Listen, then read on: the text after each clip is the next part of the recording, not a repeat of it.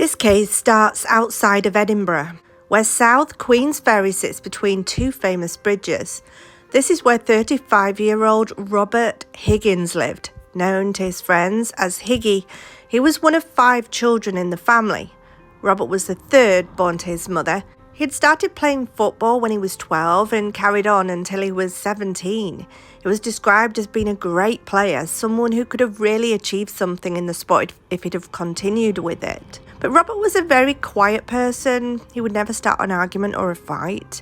He would never intentionally upset anyone. He was a very caring and compassionate person, but lived a fairly quiet, ordinary, easygoing lifestyle. He was a hard-working poultry farm worker, working for a company in Newbridge.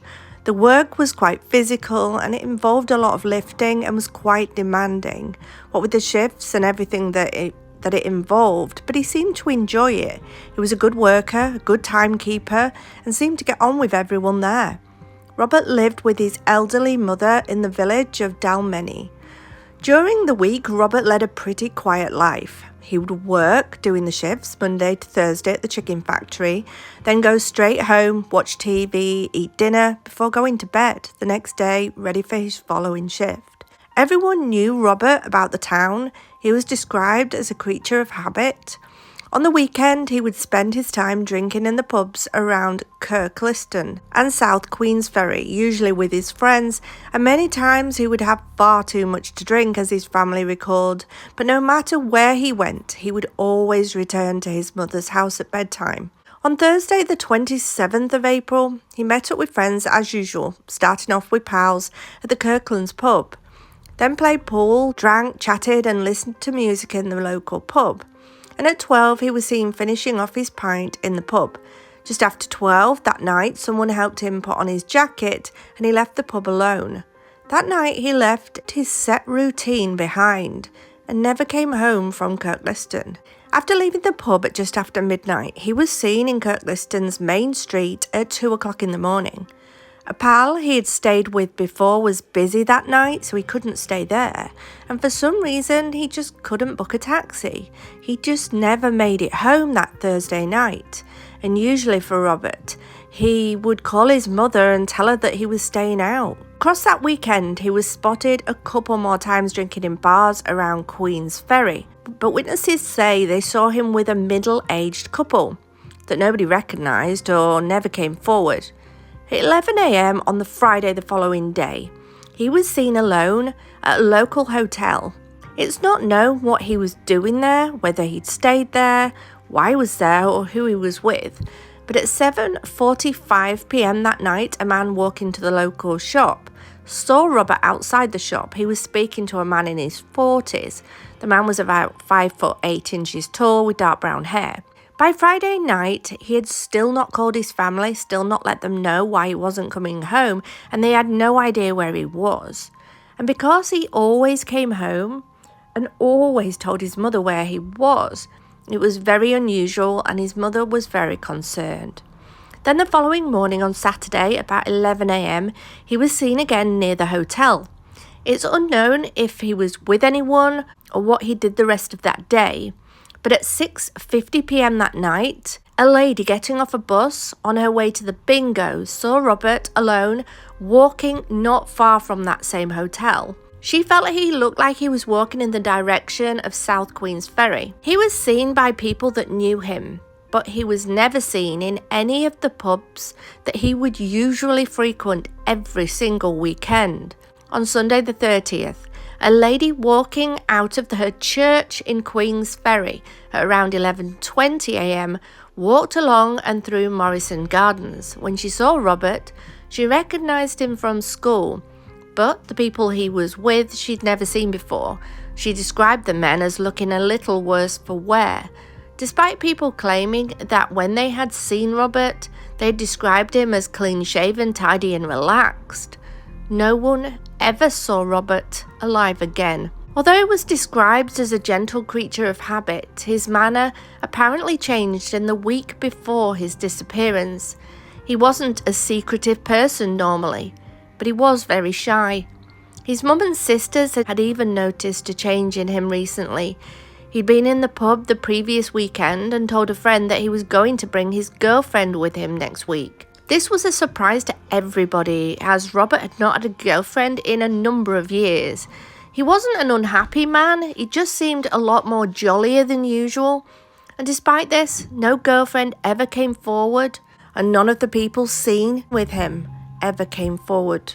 He never returned back to the home he shared with his elderly mother.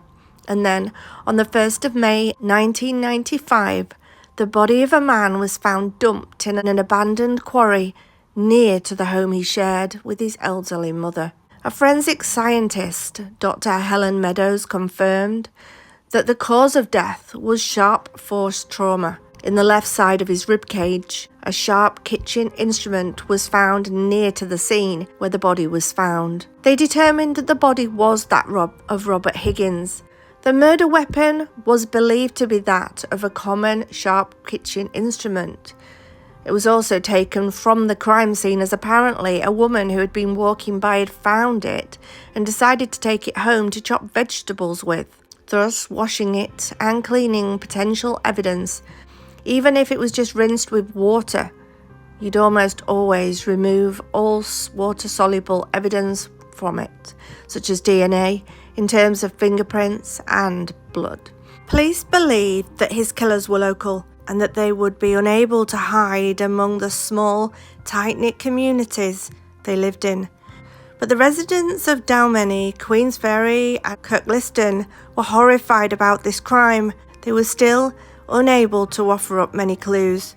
Despite thousands of hours of investigation by scores of detectives, police seemed to be unable to even uncover a motive for this murder. This girlfriend he had described never came forward after he was found, and the spot where the body was found was so secluded that police believed that it was unlikely that an outsider would have even known where it was. Although Robert Higgins had not been home for 3 nights, people who saw him over that weekend say he looked relaxed, he looked tidy and clean-shaven. Yet nobody revealed where he'd spent those 3 nights. He had been seen with a couple, yet nobody even identified those, and they never came forward. Somebody must know what happened to Robert, who he'd been with in the days before his death. But still, no one came forward. In the months after Robert Higgins' body was found, a man named Mr. Arthurs from Kirkliston was interviewed by police along with hundreds of others. In a statement he gave to police in 1995, he said that he'd heard about the murder on the TV. "I have never met or seen Robert Higgins before," he said, but he was charged with murder. Although at the High Court in Edinburgh found a murder charge against 34-year-old William Arthurs not proven after a 3-week trial. He denied murdering Robert Higgins at Craig's Quarry in West Lothian between April and May 1995. William was brought to trial, with the Crown relying on advances in DNA evidence and alleged statements. Mr. Arthurs was interviewed along with hundreds of others in the months after Robert was found. One witness told the court of an incident where William Arthurs had said that he did it, but he added he was blind drunk at the time, so could this be relied on? He used to say a lot of stupid things when he was drunk, somebody said. But William Arthurs denied this and told the jury, "I don't even know Robert, I've never seen him." DNA linked to William Arthurs was found on a leather jacket at the quarry, but DNA samples from other people were also recovered on the leather jacket. The court heard that the fatal injury inflicted on Robert Higgins' chest had cut through a lung, causing internal bleeding. There were also no defensive wounds on his body. Forensic medicine expert Professor Anthony Bushell said that the victim had an alcohol count consistent with drinking about 10 pints, but nothing came of the court hearing and he was subsequently found not guilty. Now, however, detectives are convinced that they're close to unraveling the mystery. Using tests, new DNA technology to re-examine old evidence should soon identify the people responsible. The tests have already established that tiny traces of blood found at the scene had not come from Mr. Higgins but had come from a woman. He was last seen with a couple in South Queensferry about 11 a.m. on the day before the body was found. One of the wounds on his body used less force behind it than the other, suggesting that the blow may have been delivered by a woman. A saliva sample taken from a cigarette butt found at the scene was also analysed, and detectives hope that results of both tests will match a criminal already on the national database. Officers will also be able to compare the results against samples taken from suspects. There are also other clues which police now believe point to male and female assailants. One of the many strange aspects of this case was the arrangement of Mr. Higgins, Robert's clothes at the scene. While some garments had been tossed into the bushes and trees, others had been folded neatly and placed on the ground. A report by criminal psychologists prepared as part of the review says 2 points to the involvement of both a man and woman. One theory is one of the killers was coerced by the other, who kept quiet out of fear, and if the relationship now has changed over the years, then one of them may be willing to speak out. The psychologists Jerry Rooney and Suzanne O'Rourke of Carstairs Secure State Hospital in Lanark told police that a new relationship with a woman might account for a dramatic change in his recent behaviour the week before he disappeared, on the weekend of his murder. Until then, his habits were unchanging. During the week, he worked in the chicken factory. At weekends, he would take out all of his wages from the bank and drink at the same pubs until his money ran out. He would then return home to his mother's house. Only rarely he would stay away overnight, and he always let her know. But that weekend, Mr. Higgins abandoned his routine. He took only £80 from his bank that weekend, a fraction of the amount that he would usually spend on drink, and he did not appear in his usual pubs, nor did he contact his family to tell them what he was doing or where he was staying. There were sporadic sightings of him all over that weekend, and all the witnesses say he showed no signs of being in trouble. Instead, his clothes appeared to be washed, his face was clean and shaven. The landlord of Mr. Higgins' regular drinking dens told the victim's family that on the Thursday night before his death, Robert had told him that he had a girlfriend. The family are convinced that if he'd been going to meet a woman, the shy Robert would not have told anybody about it in fear of ridicule. The victim's other sister, Catherine Pearson, said he was such a gentleman, he couldn't get into a fight even if he wanted, so I know he would have been terrified that night. He would have been curled up screaming for his life.